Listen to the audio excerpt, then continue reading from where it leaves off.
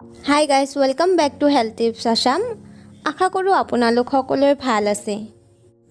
Vitamin ডিয়ে শৰীৰত calcium আৰু ফছফেটৰ পৰিমাণ নিয়ন্ত্ৰণ কৰাত সহায় কৰে।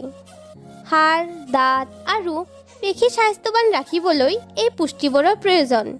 ভিটামিন ডিৰ অভাৱৰ ফলত হাড়ৰ বিকৃতিও হ'ব পাৰে, যেনে শিশুৰ ক্ষেত্ৰত ৰিকেট আৰু প্ৰাপ্তবয়স্ক লোকসকলৰ অষ্টিঅ'মালেচিয়া নামৰ স্থিতিৰ ফলত হোৱা হাড়ৰ বিষ।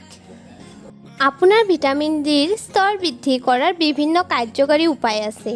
তাৰে ভিতৰত হ'ল ভিটামিন ডি হৈছে এক অত্যাৱশ্যকীয় পুষ্টি, যাক আপোনাৰ শৰীৰক বহুতো গুৰুত্বপূৰ্ণ প্ৰক্ৰিয়াৰ বাবে প্ৰয়োজন, যাৰ ভিতৰত আছে শক্তিশালী হাড় গঢ়া আৰু ৰক্ষণাবেক্ষণ কৰা। নিম্ন বিৰাট ডি গ্ৰহণক সমগ্ৰ বিশ্বতে জনস্বাস্থ্যৰ এক মুখ্য চিন্তা বুলি গণ্য কৰা হয়। আপোনাৰ শৰীৰক কিমান ভিটামিন ডিৰ প্ৰয়োজন সেই বিষয়ে বৈজ্ঞানিকে সম্প্ৰদায়ৰ ভিতৰত গুৰুত্বপূৰ্ণ বিতৰ্ক আছে। কেলছিয়াম শোষণ আৰু হাড়ৰ স্বাস্থ্যৰ বাবে ভিটামিন ডি প্ৰয়োজনীয়।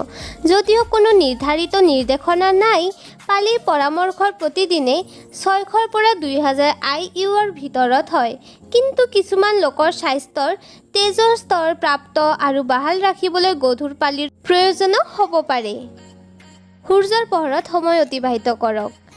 সূৰ্য হৈছে পুষ্টিৰ এক সৰ্বশ্ৰেষ্ঠ উৎস। ভিটামিন ডি ৰ'দৰ পৰাহে পোৱা যায়। সূৰ্যৰ UVB ৰশ্মিৰ সংস্পৰ্শলৈ আহিলে আপোনাৰ ছালে নিজে বৃহৎ পৰিমাণৰ ভিটামিন ডি প্ৰস্তুত কৰিব পাৰে। অৱশ্য বহুতো কাৰকে এই প্ৰক্ৰিয়াটো প্ৰভাৱিত কৰে। চৰ্বিযুক্ত মাছ আৰু সাগৰীয় খাদ্য গ্ৰহণ কৰক। চৰ্বিযুক্ত মাছ আৰু সাগৰীয় খাদ্যত ভিটামিন ডিৰ আটাইতকৈ ধনী প্ৰাকৃতিক খাদ্যৰ উৎসৰ ভিতৰত অন্যতম। চৰ্বিযুক্ত মাছ আৰু সাগৰীয় খাদ্য হৈছে ভিটামিন ডিত সৰ্বাধিক পৰিমাণৰ খাদ্য।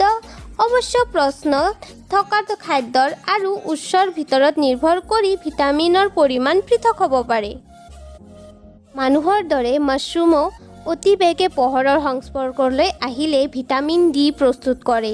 বনৰীয়া মাছৰুম বা ব্যৱসায়িকভাৱে ডাঙৰ হোৱা মাছৰুমৰ অতি বেঙুনীয়া পোহৰেৰে চিকিৎসা কৰা হয়। সৰ্বাধিক ভিটামিন ডিৰ স্তৰ থাকে। আপোনাৰ আহাৰত কণীৰ কুসুম অন্তৰ্ভুক্ত কৰক। বিনামূলীয়া পৰিসৰ আৰু চৰণীয়া কণী হৈছে ভিটামিন ডিৰ এক উৎকৃষ্ট উৎস, কিয়নো সূৰ্যৰ পোহৰপ্ৰাপ্ত কুকুৰাবোৰে ঘৰৰ ভিতৰত থকা বোৰতকৈ তেওঁলোকৰ কণীত অধিক ভিটামিন ডি প্ৰস্তুত কৰে। যদি আপুনি খাদ্য বা সূৰ্যৰ পোহৰৰ পৰা পৰ্যাপ্ত ভিটামিন ডি প্ৰাপ্ত নকৰে, তেন্তে প্ৰায়ে পৰিপূৰকৰ প্ৰয়োজন হয়।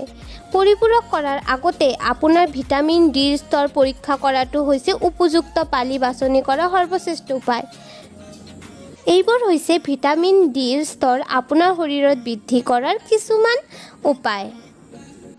আপোনাৰ যদি এই ভিডিঅ'টো ভাল লাগিছে বা আপুনি কিবা জানিব পাৰিছে, তেনেহ'লে ভিডিঅ'টো লাইক কৰিব, শ্বেয়াৰ কৰিব নিজৰ ফ্ৰেণ্ডছ আৰু ফেমিলিলৈ, আৰু এনেকুৱা ইনফৰ্মেটিভ ভিডিঅ' চাবলৈ ছাবস্ক্ৰাইব কৰিব এই চেনেলটোলৈ।